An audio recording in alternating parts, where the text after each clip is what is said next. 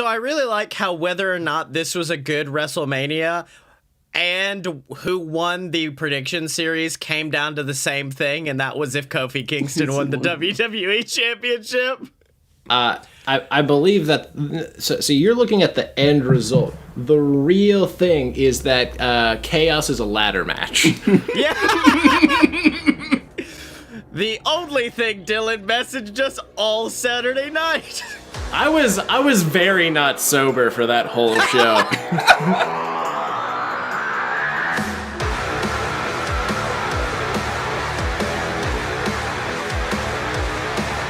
Welcome to Fight Boys. It's a show about professional and not so professional wrestling. I am your host, the absolute mad lad, Scotty Moore. I am a survivor. I have been beaten by this last weekend. I have been bloodied. I have been bruised. I have been defeated. And I will rise again. I'm Blake Tanner. I am the prediction series champion because Chaos is a ladder, and in this case, it's a ladder match. Fuck me, dude. Two-time champ. Oh yeah, baby. Okay, it's the last time you'll hear. Wrestling has happened. I blew like a 4-0 lead. I was so far ahead, and then I was just like, no, I'm gonna say Kofi won't win. And then that's what fucked me.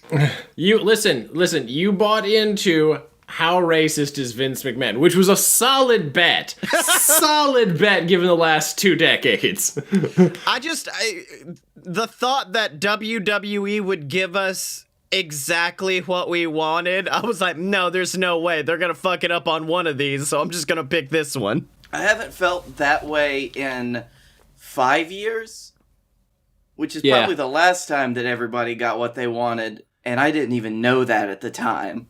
Yeah, exactly.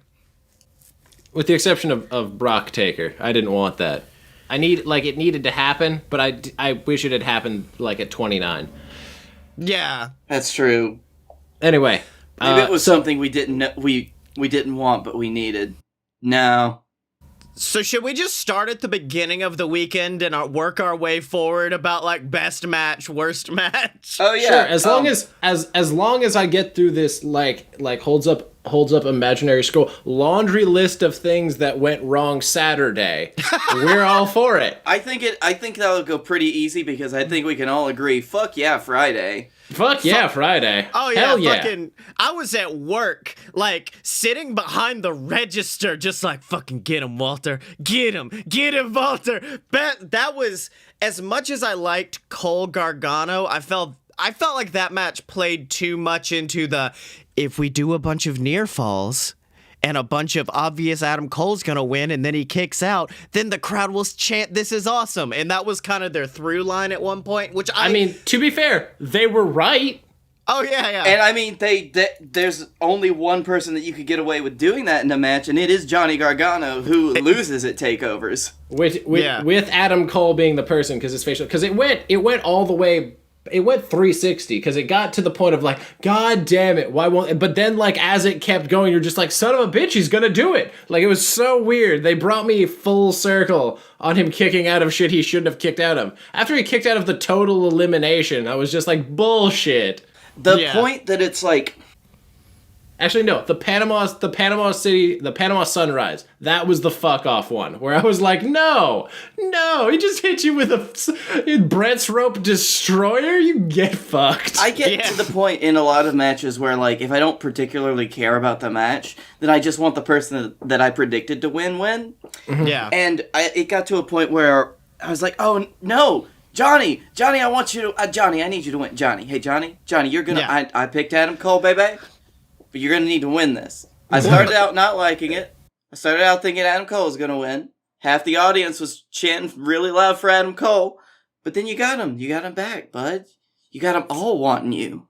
Spoiler alert for my WrestleMania review. I will say the same thing happened to me during Kofi and Bryant, where I was just I don't care if I lose the whole year-long prediction series.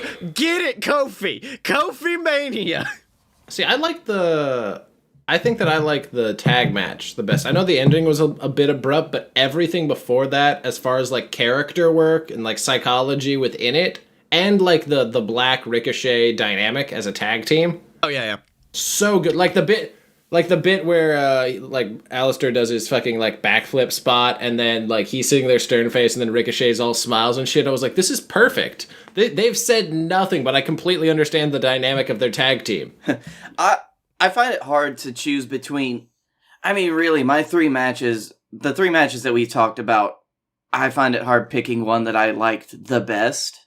Yeah. Because it's wrestling, and I get to watch all of those matches again. Yeah, the Walter match edges it out for me because it was a piece of history. It was the end of like one of the longest reign of the modern era, literally, that will not be topped probably. It was the end of that, and then also fucking Walter with that avalanche power bomb. That wasn't a power bomb. That was like a Kevin Nash like jackknife because fucking Pete Dunne landed a good 6 feet away from Walter. Yeah. And Walter was just like, how can I top this? I know. I'll jump over on top of that motherfucker. He tossed a motherfucker in midair, and then he decided, oh, you know what? That wasn't enough. I'm going to jump that far again on top of you. Yeah. I don't know if they should have burned him kicking out of the bitter end, though. Because, like, even though I knew the ending, I was just like, no, that's such a well-protected... Well, not a well-protected, because normally he, like, fucking destroys people's limbs into submission. But I was like, come on, don't do that to Pete. Mm-hmm. But yeah, don't do it to Sour Boy. But yeah, the thing about that powerbomb spot is the fact that usually for a powerbomb spot, you stay firmly between the legs as you go down. Walter at one point just starts floating away in midair from Pete Dunne. It lands like 50 feet away from him. And I'm like, oh, okay, Walter, I don't know if this was planned or not, but it is violently brutal. As he was throwing him and jumping off of the top turnbuckle, he actually forced more of his momentum going forward into Pete Dunne, so Dunne would go further away, thus taking more damage from the impact, and Volta could land a little bit softer, just a little bit away from Dunne. Oh, you're saying that the force of throwing him to the ground was so much that it caused him to lift up. He got a double jump, if you will, thanks to how hard he powerbombed him. Exactly. He pushed off against the body of Dunne to get that, lose a little momentum. Like sacrificing Yoshi in a Mario game. Exactly. Fucking Walter killed it. Before Dylan opens his laundry list, should we discuss the Hall of Fame and Triple H just dunking on AEW for 30 minutes? It was great. Which is really, really... So, you guys ever watch the WWE documentary about WCW, WWE? Yeah. Yeah. So one of the main mistakes that everybody brought up was the fact that WWE acknowledged WCW as their competition. They did those vignettes with Hogan and Randy Savage being real old and all that shit. And I swear to God, it's like no one watches their own. Yeah, no one remembers. Even though Triple H worked for both of those fucking companies. And the fact that one of the crystallizing moments that became like that added to the downfall of WCW is when WCW acknowledged something happening on Raw, and everyone was like, "Oh, we're gonna check out Raw." Yeah. Oh, They're like, like, the only one. Like they had to be like, oh, thanks guys, you got me all this extra publicity on your giant night. Everybody's gonna be like, oh, what's this thing? And like a lot of people are like, oh, they're a joke. But there's gonna be, even if it's like 10-15% of your audience that hadn't heard of AEW before, and they look at it and be like, actually, this looks pretty cool. You've just lost 15% of your own audience. How stupid are you? In my humble opinion, I think Triple H honestly was doing it fully as a joke, and I think he loves AEW just because he's like, finally, something for me to fight against. Finally, something I can ride a tank up to and shoot a missile through. Triple H wants a war. Yeah. Triple H wants his Vince McMahon moment. Here's the problem, though. What if you lose? Yeah. Yep. And no one's really taking that into consideration. Like you don't let up on the boot on the neck. That's how you get stabbed. Maybe this is the attitude that contributed to me in the year of our Lord 2016, going from, there's no way that this man is going to be president. There's no way he's going to win the primaries. Oh, he won the primaries? That's fine. He's not going to go in the general election. He's not going to go in the general election. He's losing all the polls. Oh, no. AEW just became the president. This blonde fucker just became president. Actually, I'd be alright with that. Actually, speaking of, was the guy that tried to attack who successfully attacked Bret Hart, like Rasta Man? Was that? I don't know I don't think it's the same guy, but he's wearing the exact same outfit that the guy who walked out with Seth Rollins wore. But I don't think it was the same guy because he was also identified, and his Twitter is full of like horrible shit towards women. His Twitter is so fucking buck wild. And also Ghazi in the chat points out the best part of the weekend and the best move that was delivered, which is Dash Wilder just squaring up, popping the dude in the mouth, and then just fucking pimp walking away. Just like, that's what you get. Yep, bitch. Okay, Ring of Honor. Yeah, okay, so... Well, hold on. Speaking of people that I never expected to randomly assault people during a match or during a thing, meanwhile, as that's happening to Bret Hart, Enzo Amore just shows up at Ring of Honor. No, hold up. That's part of the rant. Hold on, we'll get to it. Well, no, I just want I need you to... No, it's item 6. Hold on. I just want to begin with an apology, which is every time Dylan talks shit on ROH, I kind of have like no, they're not that bad. They still have like something good. They're still working towards something. And then they're like, Enzo Amore attacks after the match. Nope. I'm firmly on Dylan's side. Welcome to the smart side. I'm going to be honest. This is the first time I've seen an ROH pay-per-view in a long time. That's not just the highlights. Was not feeling it. Okay.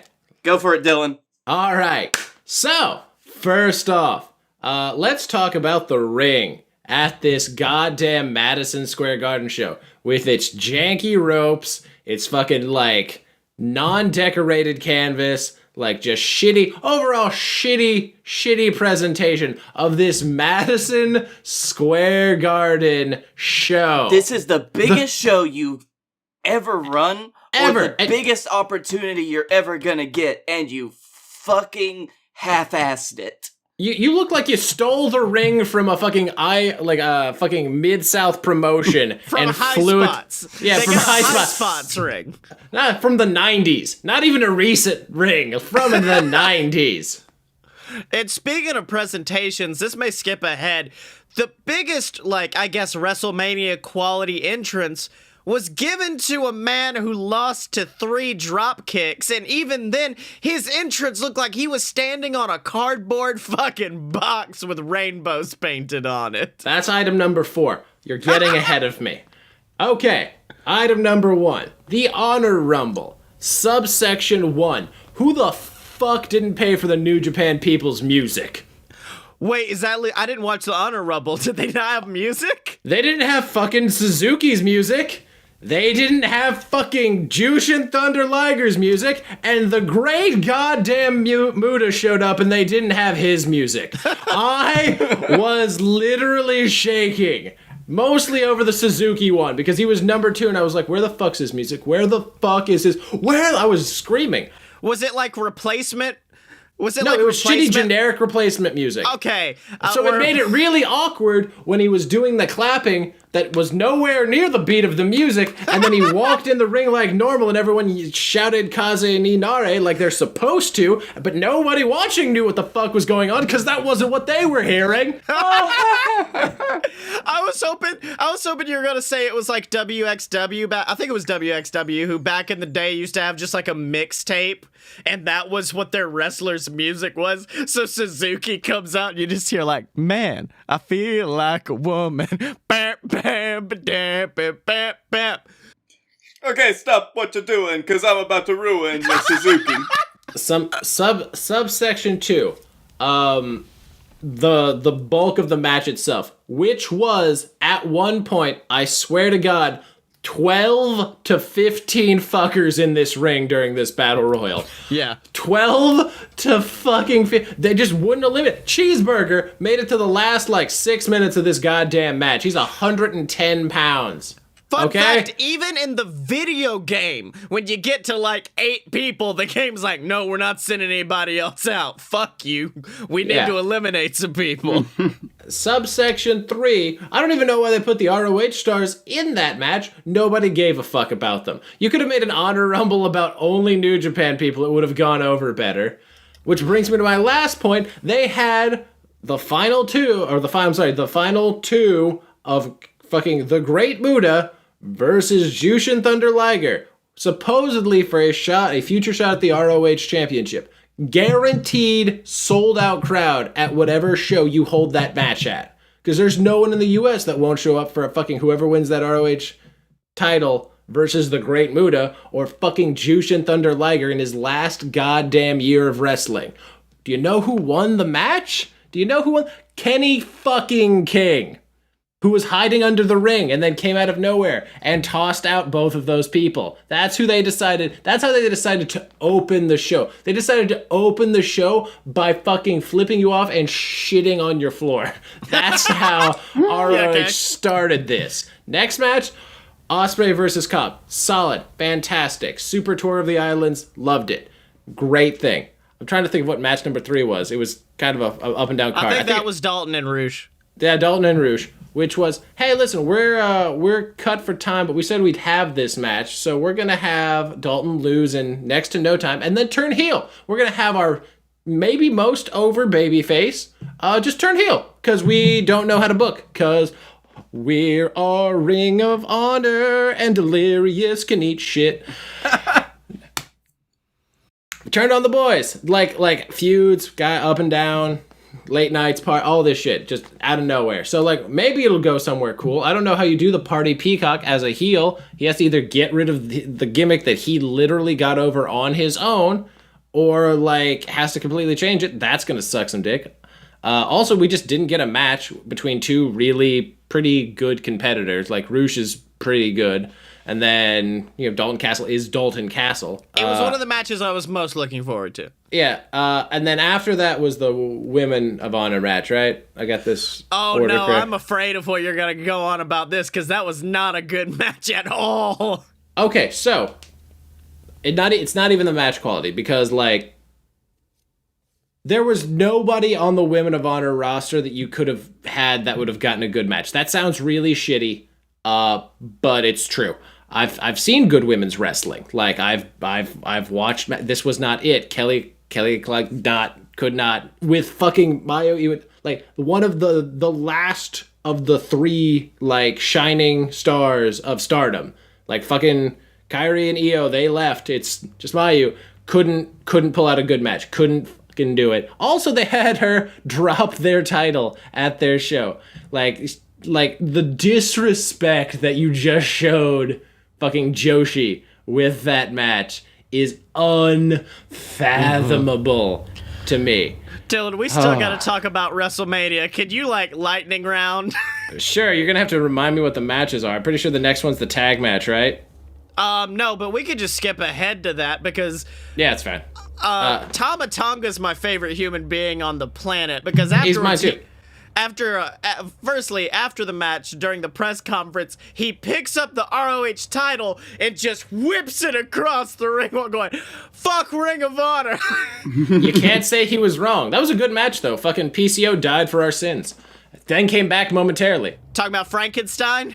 Yeah, that was actually a pretty good match that ROH shit all over. Their executives, their booker said, no, don't have fucking Enzo and Kaz show up afterwards. They're like, no, we're going to do it, going to get us buzz. And then they just pissed off all the New Japan people. And not only that, they did not attack the winners of the match. No, they attacked the fucking Briscoes. They also killed the momentum for the next match, Tanahashi versus fucking ZSJ, which is a match that you need build-up for. You need to talk up because Zack Sabre Jr. wrestles a technical match. It's not going to have a lot of big spots. Still a great match. ended wonderfully, like good counted, good mat wrestling. That was a solid goddamn match. Then you had Naito versus Ibushi, in which I successfully guessed that they were going to try to kill themselves, and they got so fucking close. At the point when you have trainers immediately after the match is over icing off both of their necks. Yeah. Let me put it this way. I was editing WrestlePalooza looking back and forth at the match, and at one point I look over and just both of them are on the ground with ice on their necks, and I'm like, what happened? Who died? Everyone. It was glorious. It was a great match. Then you had the ladder match, which, with the exception of the ending, actually is the best ROH match I've seen in a long time. Everybody really put their all into that. It's just like, it's the wrong person for that moment. Why would you, in your biggest moment? Like, I know they're trying to make new people. Like, they're trying to make new guys in the absence of the Elite, because, like, you know, they're clearly lagging behind New Japan in this partnership, as you could tell by everything else. Oh, now I remember. There was that 3-on-3 impromptu fucking hardcore match between Lifeblood and then Bully Ray and like some other people. Which was originally just supposed to be Juice and Bully Ray. Yeah, and then they decided Flip needed to be there, which is fine. Whatever. That was just an overly complicated match. That like it was just like that was. And then Mega Ran was there for no reason except to get shit on by the crowd because they didn't want WrestleMania where like a random artist shows up. See, the thing about that match with me was the fact that like I started off hype as fuck because I'm like, Flip's back, fuck yes, this is gonna be amazing. And it was the first ever time where hype just died so much that I was like, I'm gonna mute this and go back to editing, I guess. I have to admit that Juice is a charismatic motherfucker because he and Haskins showed up and they were just like, yeah, we're gonna people up. And if it had just been a squash, I would have been cool with it, but they had a real match and that was unnecessary. Which felt like it dragged on for so fucking long, that match. It was the Triple H Batista of the ROH show. It really was. My favorite part of it, though, was at one point Flip and Juice both had two kendo sticks and like fucking whipping them around, and Haskins just like shrugs like, yeah, we're doing this. Bless him. The lightsaber battle, you mean? Yes, I always enjoy a good lightsaber battle, though. Bless Mark Haskins. He puts up with so much. And then in the main event, you had fucking Switchblade versus Okada. Again, Okada. It was an Okada match. And then Switchblade probably silenced the last of his critics with like just a solid fucking showing all around. You had everything. You had fucking Okada redemption, solid match behind it. The best champion currently working, like, is the champion at the end of the Madison Square Garden show. The main takeaway from this is that Ring of Honor should just kill themselves. As a company, not the wrestlers. The wrestlers are all good. They're workers. They're doing the best that they can. But the company itself should just go die in a fire because they're so amateur at this point. They make mid-2000s TNA look like late 90s WWE. That's how shitty. I feel like the Okada victory was the only thing that allowed them to be like, yeah, Taven could win because the crowd will boo for a few and then it'll get them more hot to see Okada win. And I'm like, okay, all right. No, they could have been hyped, and then they could be like, you know what's more hype than this? Getting real hype. Like, you could just double, you could have more of a good thing. Did you know that if you have one soda, you can then have another soda? You don't have to drink dog piss to enjoy that soda. I don't know if you're aware. That's how that works. Wait, you don't? Fuck. Yeah, well, there goes your diet plans. Yeah, I prefer that mentality because it means, like, if any time it feels like somebody is stifling, like, what could be a great match for a good match, just so another great match happens, then I feel like we're losing. It's a net loss. Yeah, it is. But like I said, I understand their mentality. Oh, we need to build new people. Like, we're not doing great. But that has nothing to do with the stars themselves. That has everything to do with the fact that you can't book your way out of a paper bag. Mm-hmm. Yeah. If Ring of Honor does set itself on fire and die, can they take Sinclair Broadcasting with it? Because they need to go away. God, I can only hope. No. If we'd like to move on to Sunday, which I didn't watch, you can talk about freely. Well, fun fact, your rant went so long that I'm not going to talk about patreon.com/AloadofBS, the website where you can come support the Fight Boys, and of course you get access to our exclusive Discord, shouted out on the show of your choice every single week like that fuckhead Ghazi, and access to me and Blake's exclusive show. You paid for this. It's a movie commentary show, kind of like Mystery Science Theater. You just sync us up. We watch bad movies. In fact, we might as well do this on air to hype it up. Dylan, would you like to watch Ready to Rumble this in honor of WrestleMania for this month? Sure. Hell yes! Fuck yeah. So make sure to donate to get Ready to Rumble with me, Blake, and the Dylan, coming soon to patreon.com/a-load-of-bs. Now, before we And also be glad we're not watching Scooby-Doo WrestleMania Mystery. Yeah, that was the other option. Also, that went long, but that was my reward as champion. Yeah, that was... oh, wait. I just got a notification and it just said, Sugar Bear just tweeted a photo. Congratulations, Kofi. You've made the Sugar Bear so proud. Okay, that's our Sugar Bear plug. Is that mildly racist to anyone else? Is that now just me? Okay. You made Sugar Bear so proud, but, I mean, Undertaker ain't here because we're talking WrestleMania and not the Raw after, because that was just a hot piss fire. He was, except for where Undertaker. That was like the load good 5 minutes. Yeah, but we do have to say rest in peace because it's over. Dustwatch has ended. But when one door closes with a Kentucky gentleman who refuses to open it, another one opens, which is why Dylan did propose Tonga Watch. Dong. So I have the whole listen. I just need you to write verbatim. Tonga, Okay. Tonga, Tonga, Tonga, Tonga, Tonga, watch. Okay. Thank you for ending it where you did. Okay. Anyway, I have the whole tweet. Well, I do want to begin with, since hashtag Dustwatch 2019 is dead, sorry at Sexy Chucky T, it's time for hashtag Tonga Watch. Hey at Tomatonga. Congratulations on your championship match and the success of BC Block Party. Sorry that Ring of Honor decided to ruin your moment by inserting a electrified ferret in his fat friend. Hey Tomatonga, congrats on the victory and the hashtag BC Block Party. Sorry, I don't think I'll have enough room. Could it just be sorry at Ring of Honor is the worst? Sorry at Ring of Honor Oh, I'm peed on it. tagging them. Hashtag please follow us. There you go. Yep. See, it starts with begging, and then it ends with negging. Yeah. I felt bad negging Chuck so much because I'm like, I feel like Chuck might have some like self-esteem issues, and I'm like, I don't want to do that to him. We only made it 4 months into that. To quote Bad Luck Fale, fuck him.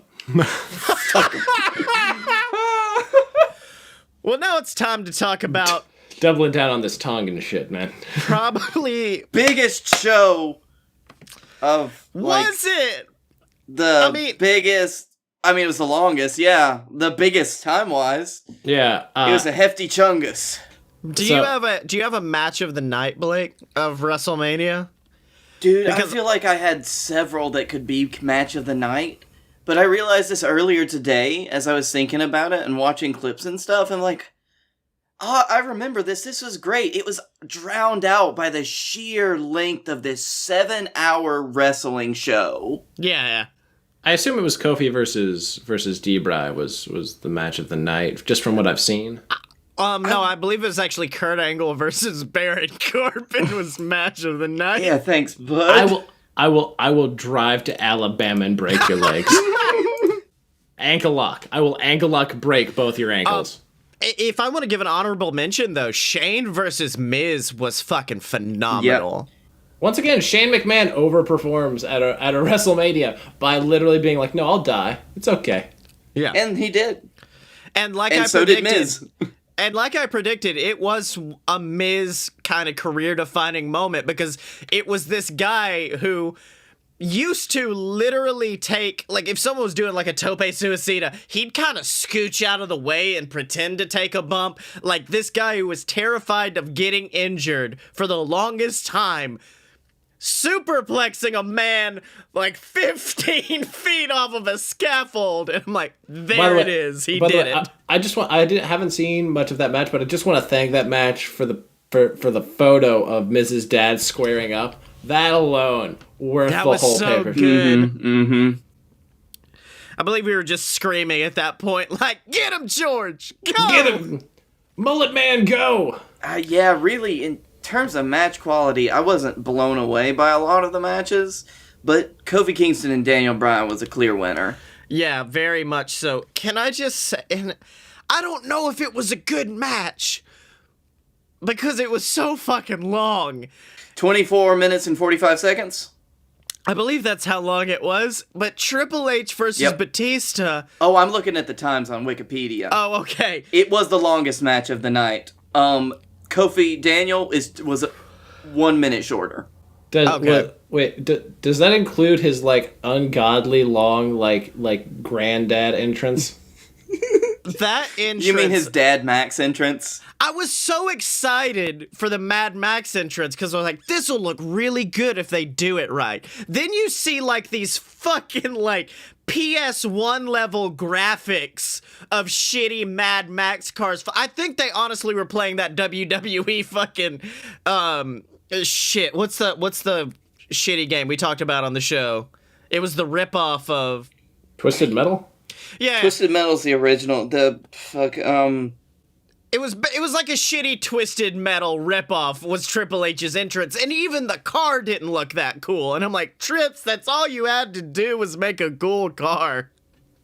Just make a cool car, Trips. Yeah, but things happened in that match that I'm like, oh, I didn't think WWE would ever do that. But they've got a... Only Triple H can get away with this stuff. I was gonna say, who's gonna tell Dave Batista and Paul they can't do that? Who's gonna go up to Dave Batista and be like, hey, listen, I know you're like a multi-million-dollar like hit movies like franchise actor now, far more successful than any actor. I need you to not do that. Like, he would Batista bomb you through catering. That is exactly how that We also know this would is go. your last match and you're retiring, but don't do that. But don't do that. Listen to us. I know you. I know you like made a point and got color like a decade ago and then paid the fines for everyone out of principle. But like, listen to us. Yeah. I feel like Randy's also there because Randy did do that screwdriver through Jeff's fucking gauge spot. So I think he also has that we can get brutal thing.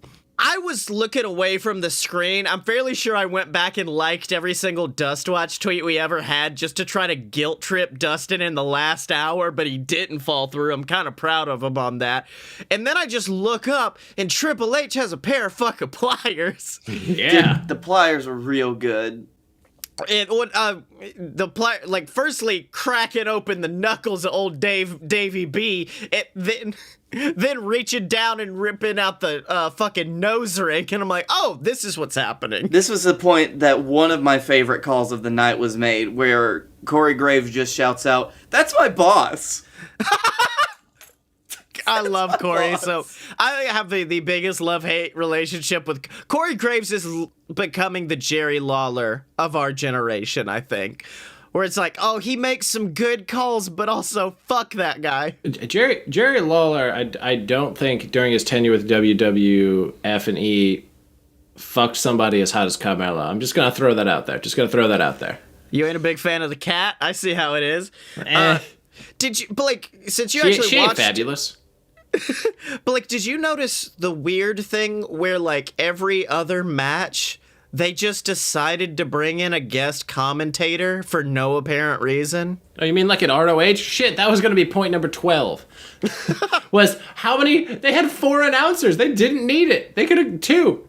2 is all you need. Because it's like every time there's something Caprice important... Coleman can suck a dick. He sucks at commentary. He's I worse than Coach. understand why they would be switching out a lot of commentators, because you heard Michael Cole's voice by the end of that fucking thing. Oh yeah, it was rough.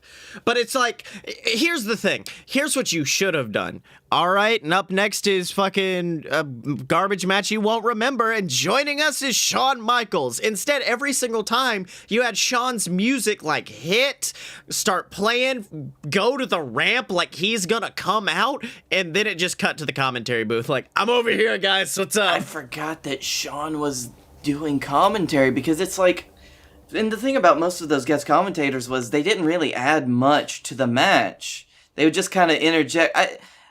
It's like there were a half a dozen Tibbses.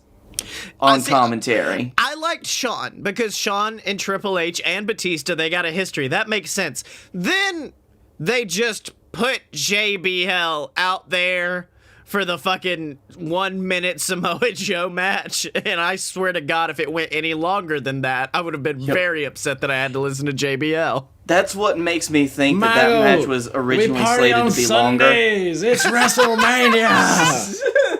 But yeah, Fucking- that's one of the things that makes me think this was probably planned to be longer, and they just either forgot to tell JBL or said fuck it. Yeah. He'll get a payday for a minute. And then finally, the main event of the evening, which was violently underwhelming. Never before, I was going to say, never before has it seemed that a main event finish was so underwhelming. But then again, I was there at the Orlando WrestleMania, and that's not true. That wasn't even underwhelming because that was one that people had stakes in of like Undertaker can't lose. We cannot see and then when he lost, everyone like had this sad moment and it like Becky after the fact. It wasn't even a sad moment. We were just like, man, fuck WWE. Dude, can we all? Yeah, this is our last WrestleMania. Okay, fuck WWE. And we all left collectively just upset, except for you because you were wearing your Roman Reigns vest. You fuck. Oh, I was absolutely crying because of Undertaker allegedly retiring, and so I was like, I can't believe this is happening. This is bullshit. Meanwhile, at the end of this one, it was just wait. Because, like, at least that match had a definitive pinfall victory. Whereas this one, she gets the shoulders up. Like, firstly, apparently that was a Ronda mistake. Yes. But that was the planned finish. Yeah, that's what I was hearing, and it was... Hey, what's her first main event, guys? What do you want from her? Yeah. She's been wrestling for... That was literally 1 year of wrestling for her. 1 year to the... Yeah. And That was 1 year to the week. Yeah. And somebody pointed it out that you realize she's never been pinned. Maybe she's just never learned how to get pinned.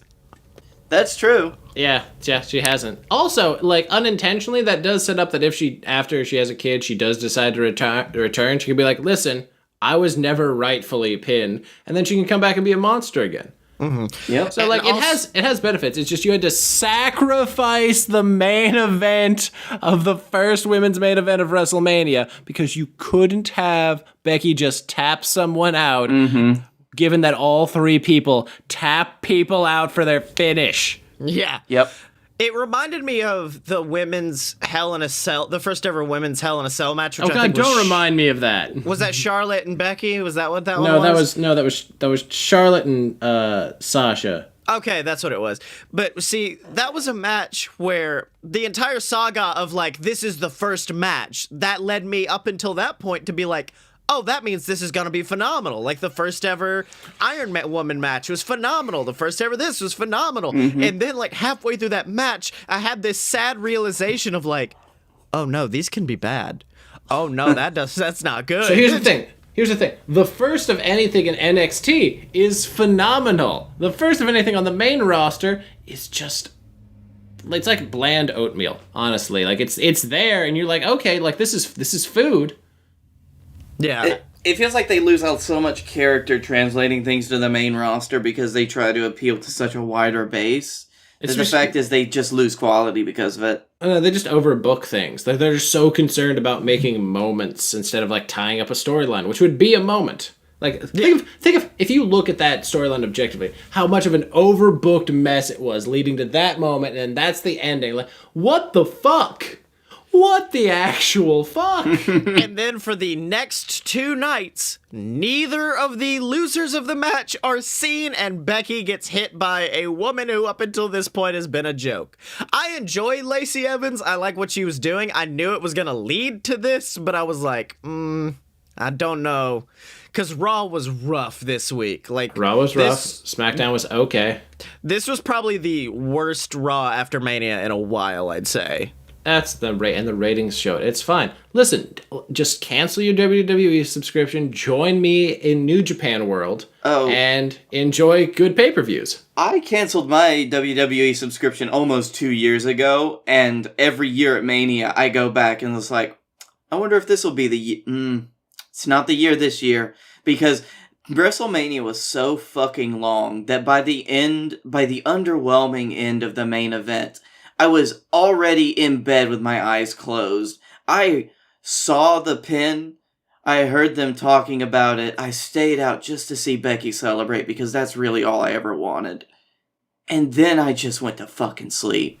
And meanwhile, I use my parents' WWE Network account, so I'm fucking good. I am losing no money on this. But I hope the half of Saturday that you did see was enough to convince you that I'm right. That's all. That's all. You're very right about ROH, 100%. And before we go on to the better show I've never of all doubted time, you about New Japan, by the way, either. I've seen some of the best New Japan shows ever, and they were some of the best shows ever. Do we want a match of the weekend for each of us before we move on to the JWF? Yeah, we could do match of the weekend. Shit, this is a tough one because here's the bad thing I realized about doing a prediction series is it completely changes the way I watch matches because I no longer during that Kofi match I was like, yes, Kofi needs to do it, but I still had that thought of fucking Daniel, please win, Daniel. And I'm like, that you're not telling that story to me then. You're telling that story to the people who need Kofi to win. And I'm like, I know, okay. but that's so much better because it makes you invested in the lower end matches you wouldn't be invested in. Mm-hmm. Oh, yeah. I was so fucking invested in Cobb versus Ospreay. You have no idea. Yeah. I was just like, oh man, this is either the beginning of the beginning or the beginning of the end. I am going to say probably, and I know I talked about it ad infinitum in the first one, I'm going to say Walter versus Pete Dunne was my match of the weekend. I'm going to say from a lot of people's, I guess, their whatever perspective, it wasn't the best match, but it was my favorite, and I think it was my favorite story other than Kofi Bryan that was told. And that is the Adam Cole Johnny Gargano match. Yeah. Big D. Bye. No. After because I have the full backstory going into the MSG show. So the moment of Okada winning and recaning. Okay. Yeah. Thank you for saying it because if no one said that match, I'd be upset because that was my second match of the weekend. I think I knew Dylan was gonna say it. Oh yeah. I thought for a minute. I was like, no, the story, the layered story of that alone, culminating in I am the Rainmaker again. It's just my heart, beautiful, everything. I'm wearing shorts again. Yeah. Yeah. Oh yeah. Sexy. You ever hear him talk about how he changed back because people were complaining and he was just like, all right, I guess I need to go back to wearing shorts again. Literally, it was fan backlash made the man. He had to start shaving his legs again. I bet you. Yeah. Can I just say my favorite moment of the weekend though was at the end of the Johnny Gargano match where the whole time I was at work watching it. I was going out to get into my car to go home and I was like, I can't start my car. I have to see him come out. He's right behind me, isn't he? Yes, exactly. And then Gargano just goes, he's right behind me, isn't he? Ciampa? Yeah, he's there. And then they just turn around and hug. And I'm like, yes! Which is one of those good kayfabe breaking moments that I appreciate. Yes. I like a good kayfabe. It's enough that it's we're breaking the fourth wall, but we don't have to tear kayfabe down. Yeah. I like that for the ending or the after of the War Raiders Black Ricochet match where the guys took their NXT bow, Ricochet had tears, and there was the show of respect. It was almost like a departure from a Japanese promotion where they bowed to all sides of the ring and all that shit. It did feel very much like that. Yeah. Also, Doctor of Thugonomics. Okay, bye. Oh yeah. Fuck! How did we forget that? That was my match of the weekend. He's from Massachusetts. He's not allowed to go back to that state. He showed up in fucking Yankees gear. He can't. Literally, you remember that Punk bit was "You are the New York Yankees"? Yeah, he is. CM Punk can see the future. Did you know that? He can do that. He literally said that he was making a heel turn, and he did it. He did it. Actually, if I had to pick an MVP of the weekend, it would be fucking Buzzard in a Box Puppet, my new favorite wrestler of all time, Buzzard Puppet. The fucking Bird Box thing is getting me. It's my favorite thing of all time. Like, it happened tonight again, and Yep. Emily just like walks in on me going, yes, he's here. Puppet Buzzard is here. Has she called off the wedding? I'm like, Did you see the look of concern of, that's the father of my child? Yeah, exactly. It shares his genetics. Maybe we should get some tests done. Well, it's gonna, your child is gonna be a buzzard puppet. Yeah. This summer, 2 men save the world. From who you ask? Everything invading robo-penises. This show is not about those 2 men. This show's just a load of BS. The show where Blake Tanner and Scotty Moore make up dumbass movies like that. We're your personal think tank. We're your 2 white guys, which fills the quota for a podcast, I think. And we're just gonna be here to have a good time and talk about sauerkraut. That's right, except no substitutes, ladies and gentlemen, because this is that pure, uncut BS. Good, uncut. So, boys, we've talked a lot about this weekend of wrestling, but there's actually 2 shows that we didn't talk about. And I'll say it, they were probably the best of the weekend, and that's JXT TakeOver and WrestlePalooza. And I guess if we can't talk about them, then I guess we need to let Silver Spoon and Captain Tibbs talk about them, because this is JXT Monday Night War. Welcome, ladies and gentlemen, to JWF Monday Night War. I am your host, Silver Spoon, joined this week by my partner in crime, by the man who invented the greatest pay-per-view on earth, WrestlePalooza. It's Captain Tibbs. I am here. I am a family man again. I am a company man. I am your captain. That's right, Tibbs, and we are on the heels of what was an absolutely fantastic WrestlePalooza. We saw new champions crowned, new #1 contenders, families broke apart, families reuniting. It was an emotional roller coaster, Tibbs. What'd you think? Oh, it was a fantastic show. I'm glad it only happens one night a year, though. I can't hear my voice. That's right, Tibbs, but of course, in addition to all of that, we saw something I don't think we ever thought we'd see in a JWF ring, and that was the BS, the team of Scotty Moore and Blake Tanner violently assault the team of Coach and Friend to a chorus of boos from the JWF universe. And Tibbs, it was shocking to see what the BS boys did. I didn't know they had it in themselves. I mean, as a unit, together. They normally kept each other in balance, but this was just all cattywampus. That's right, Tibbs. Horrifying actions that led to them keeping their JWF titles after Scotty took out the referee. Shibata used a steel chair to bash in the heads of Honey Mustard Jenkins. People have called it one of the most a dark spot on the history of the JWF tag titles. And the BS are in the ring right now to respond to those accusations. Let's have a listen. So, all right, look, I understand. I guess it should be said that there's an apology that needs to be owed after what happened last night during our match. And look, we understand. We woke up this morning to numerous messages, tweets from all of you people saying that what happened during that match was despicable, that it was horrifying, the worst thing to happen to the JWF tag team roster in a very long time. And in all honesty, Blake and I agree, which is why we've come out here tonight, because we believe that an apology is in order. An apology from each and every single one of you.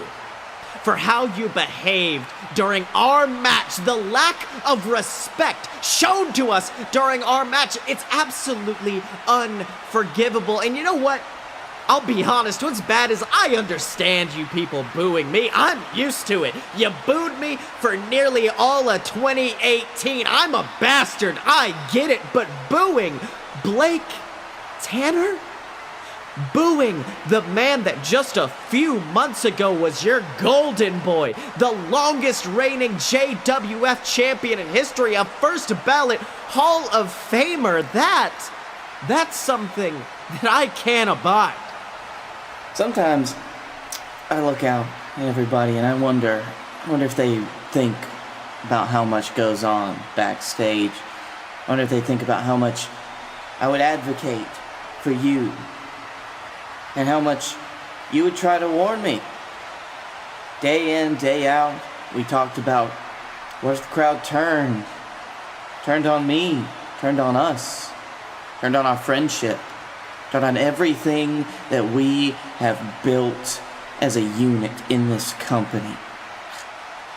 And especially that one day you would turn and you'd forget who the hell Blake Tanner is. Everything that I'm about, and then you'd start booing me. You know, first I couldn't accept that. I couldn't believe that you good, decent, hard-working people out there would be so unfaithful to me. And all it takes is two old, crusty bastards from the 90s to make you turn against us. Last night my eyes were opened. I used to think that wrestlers lived and died by their fans, that the fans were who made us bona fide Hall of Famers, legends in every sort, but you are not. You see, I put so much stock in the fact that you idiots, that I could forget one simple fact. I am Blake Tanner, one of the greatest JWF champions of this era. This man, right here, Scotty Moore, another first ballot Hall of Famer, and we are your BS, the JWF Tag Team Champions, and we did not get here because of you. We got here entirely on our own. And you know what the truly sad part is about all of this, about this whole situation? We could quit anytime we wanted to. We could leave this company and go sign with somewhere that our talents are truly appreciated, that what we bring to the table is truly appreciated, but that wouldn't change anything. You people would still be here, turning on the next guy and the next guy, creating this toxic environment where none of us ever think we're good enough because you won't admit just how damn good we are. So me and Blake, we're not leaving. We're leaving you no choice. We're gonna be out here every single week doing the same thing we always have, and that's showing you two living legends of this business, and we won't stop until you people admit how wrong you've always been, until you shower us with the adoration that we've earned, until you worship the BS. Well, Tibbs, sounds like the BS are fired up and they do not seem sorry for what happened last night. It's kind of horrifying to see. I can't believe that they fall so far off the deep end. I get it, Silves. We all been in there in that place before. But you don't turn on everybody that's made you who you are. That's right, Tibbs, but who knows, the BS, they've got some hefty competition coming up. I mean, Coach and Friend are still laying in the woodworks, and in addition to that is the JWF Tag Team #1 Contender Tournament that you announced earlier today, all the way to Cash in the Bag. We're going to be having matches every single week to determine who climbs the ladder, gets to the top, and becomes the #1 contender to those boys' titles. And Tibbs, let me tell you something. I think it's an amazing idea. Thank you, Sills. I came up with it in a half-drunken stupor at 2 a.m. last night. We were finishing the after party for WrestlePalooza, and I thought, tag teams. Yeah. That's right, Tibbs. I know a lot of people think we have a weak tag team roster, but I think in the next few weeks we're going to show off just how strong that roster is. And speaking of strength, let's talk about the strength of our new JWF champion, Momoa Curry, the man who last night defeated Brunch Boy Baron Corbin in what was an absolutely hellacious last man standing match. And Tibbs, I couldn't believe it. Sills, after so long, it's good to have someone bringing honor back to our World Heavyweight Championship title. And there's no one better, I think, than to do it than Momoa Curry.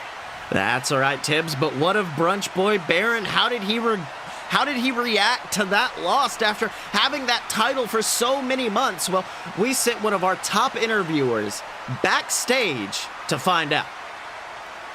Ladies and gentlemen, the Don McDonald here, backstage with the former JWF World Heavyweight Champion, Brunch Boy Baron Corbin. Now, Baron, last night you were defeated by Momoa Curry in a last man standing match, taking your title away, stripping you of the gold, which leads me to ask, what's next for the Brunch Boy?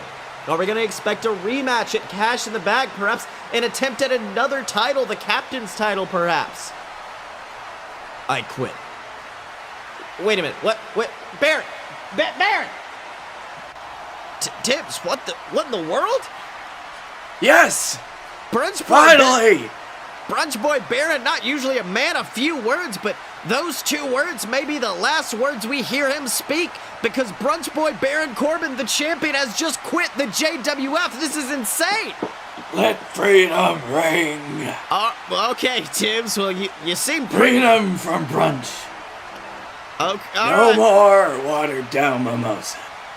All right, Tibbs. Well, it seems like you're happy about that, but let me tell you something. What I'm happy about is our next pay-per-view, Cash in the Bag, one of the favorite pay-per-views of the year, which is headlined by the Cash in the Bag match, where 6 men climb in the ring fighting for that Cash in the Bag briefcase, which contains an opportunity to cash in on the JWF champion whenever you wish for a world championship shot. One of my favorite pay-per-view ideas. That's right, Tibbs. But of course, you were telling me earlier today you had some ideas about the pay-per-view, something that's going to really spice it up. So how about this? How about you just go to the ring and let the people know, Tibbs? All right, Sills, but I'll give you a little hint. Chili peppers. Okay, all right, well... Ladies and gentlemen, first of all, I just wanted to come out here and thank everybody, every single one of you in the JWF universe for making this year's WrestlePalooza one of the greatest, one of the grandest shows of all time. But, as we all know, in this business, we have to keep things moving. The JWF doesn't stop as soon as WrestlePalooza is over. No. As a matter of fact, we have to start. We have to start getting in gear to make a WrestlePalooza next year that's gonna top what we did last night. And we better ramp things up extreme. We're gonna take everything to the next level, which of course begins with our next pay-per-view. Pay-per-view that I always like to bring in to shake things up in the world of the JWF, and that is Cash in the Bag. But you know, we're still a little bit far off from Cash in the Bag, aren't we? I don't know if I can wait that long. All the way to June, July, the summer heat getting you down, waiting for Cash in the Bag. No, old Tibbsy's been thinking. He's been thinking maybe for this year's Cash in the Bag, it's gonna be next month. And it's gonna be a Cash in the Bag that is something altogether different. This Cash in the Bag pay-per-view is going to be wreathed in gold. Because first of all, it will feature the ending of our tag team tournament. But also, something where every single championship in the JWF is going to be on the line. So you'll see our boys, the BS, in action. Are they gonna get what's coming to them? You're gonna see Mojo Gruff after what he did last night to the Dylan. But that's not all. Because those champions aren't just gonna be fighting for their titles. No. They're gonna be fighting for a spot in the Cash in the Bag ladder match itself. Which this year, it is going to be all champions Cash in the Bag. It's going to be the JWF Captain Champion versus the JWF Tag Champions. And, well, wait a minute, that's just 3 people. That's not enough for a ladder match. That's not enough for a ladder match. Oh, I got it. I guess I'm going to have to go down. All the way down to our developmental territories because I've heard a few people here are fans of JXT, the official JWF developmental program, and I may just have to call up the JXT Tag Champs for Cash in the Bag. And of course, I'll have to call up this man thing. Oh my God, ladies and gentlemen, it's the JXT champion himself, the Jebedick. The Jebedick coming out to the JWF. He was, of course, in the Regal Rumble earlier in the year, but he's made his return with championship gold. And Tibbs looks impressed. Wow. Look at you. You are one weird-looking son of a bitch, let me tell you that. You're taller than I thought. Oh, you're gonna be so good. Is your mouth stitched shut? We're gonna have to work with that. Alright, fine. You know something, though? With all this talk of champions, I'm getting a real feeling. I'm getting an itch. Those good old Tibbs itches. Yeah, it's that itch that makes me think that we're gonna have a match. Right here. Right now, because Jeb being the guy you are with this title, the guy that represents the JXT, the unearthly being that you are, I feel it's only fair to see how you can handle facing off against a man who knows how to represent the JWF, and that is none other than the God of the sea, the God of law, the God of non-watered down mimosas, and the God of the JWF. And that is Momoa Curry. Against you, champion versus champion. Oh my God, this is an amazing announcement. We are going to see the JXT champion versus the JWF champion, Momoa Curry, coming out to the ring. Welcome back to the booth, Tibbs. This is astounding. I knew I had to do it, Sills. That guy scares me. That's right, Momoa getting in the ring, and oh look, actually Momoa and Jeb shaking hands, a little bit of mutual respect. But wait! Jeb with a huge drop kick, sending Momoa into the corner. The JXT champion taking advantage early before bouncing off the ropes, and a huge splash. Jeb taking control, grabbing a headlock on Momoa, and Tibbs, the Jebedick, is impressing early in this match. You know, Sills, it's almost like he just appears one place and disappears to the next. It's amazing how quickly this thing moves. That's right, but wait a minute, Momoa making his way back to his feet, and oh my God, dumping the Jebedick to the outside. That was a hard bump, and oh wait a minute, looks like Momoa getting ready to fly, bouncing off the ropes, and a beautiful tope suicida, mamma mia, taking out the Jebedick, rolling him back in the ring, going for that pin. 1, 2, ooh, and Jebedick kicks out at 2. That was impressive, Tibbs. I'm really liking what I'm seeing. Just keep me away from it. That's right. Now, listen, as we see the Jebedick, we've seen the nerves get the best of him in the past in JXT. Do you think that might be playing into his performance tonight? I don't know, Sills. I've seen him choke before, but it looks like he's in control. Looks like his time being champion has really, really helped the Jebedick to evolve. That's right, but I don't know how well his evolution's gonna hold up for this as Momoa sets up for the Momoan punch, running towards the Jebedick, but wait! Jebba grabbing him out of midair in a beautiful STO, slamming the body of the new JWF champion to the ground, going for a quick pin. 1, 2, ooh, and Momoa barely kicking out at 2, Tibbs. And I think the Jebedick is firmly in control, Tibbs.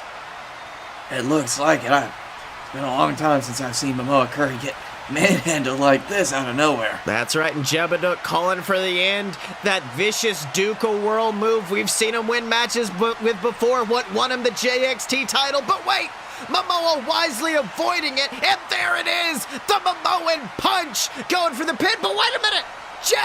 Jeb was playing possum. Tibbs rolling up Momoa. 1, 2, oh! And Tibbs, let me tell you something. I thought that was about to be a major upset right there as Jebedick got the pin on Momoa. He's a champion for a reason, Sills, even if he is just in developmental. That's right, Jeb making his way back to his feet. Ooh, but a huge boot from Momoa puts him down. And I think the champ getting ready to finish things off. The crowd jumping to their feet. Ooh, and there it is. The Fisherman's Spear. 1, 2, 3. And ladies and gentlemen, after an absolutely amazing display from the Jebedick, it was unfortunately not enough to measure up to the strength of the god of JXT, Momoa Curry. An absolutely amazing match, Tibbs. I'm really glad that we got to see this tonight, Sills, and maybe even got to see a vision of the future. That's right, because if Jeb is still JXT champion by the time Cash in the Bag rolls around, this may not be the last time we see them in a ring, because Jeb could grab the briefcase. He could cash in on Momoa. They could face off once again. And oh, wait a minute. Actually, it looks like Momoa helping Jeb to his feet and placing the JXT title over his shoulder, holding his hands high, Tibbs. These two champions standing tall in the ring, and that is sportsmanship if I've ever seen it. That's a good, healthy amount of respect, and if Momoa Curry respects you, then you gotta either be extremely talented or extremely terrifying. And I think the Jebedick is both. That's right, Tibbs, but of course, who knows what's gonna happen next?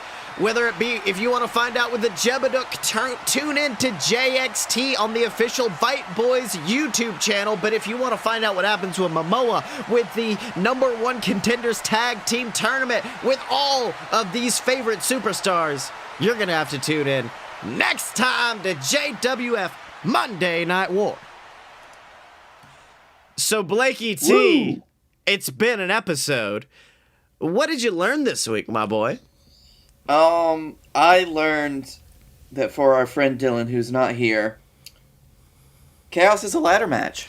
And I learned that that same man can literally take up an entire segment of this show talking about how much he hates Ring of Honor. So Dylan can be found on Twitter at, I guess, Tomatonga now. I can't say Sexy Chucky T anymore. It's very weird.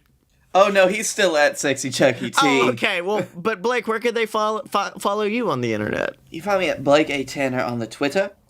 You can find me at the Darkroom Vidya on YouTube. I'm going to be in a couple of the videos that they did on Resident Evil 2 in a little bit. And you can find me doing stuff. Recovering from 5 straight days of wrestling. And you can find me on Twitter at ScottyMo. That's spelled SCOTTYEMO. Make sure to buy all my books on Amazon. The Queasel Corp Trilogy, BS vs. the Gods. Check that out and check out all the other shows at AloadOfPureBS.com. And of course, remember to support us, whether that be by donating or picking up merch, but most importantly, by leaving a comment below, subscribing to the brand new Fight Boys YouTube channel, ladies and gentlemen, and of course, leaving a review on iTunes or wherever you are enjoying this podcast. And as always, you can find us at AloadOfPureBS.com. Step up to the merch table at merch.AloadOfPureBS.com. Find us on Facebook, donate to the Patreon, subscribe on YouTube, and remember to follow us on Twitter at Fight Boys Show Tomatonga. Because when you're a fight boy, you're just too sweet.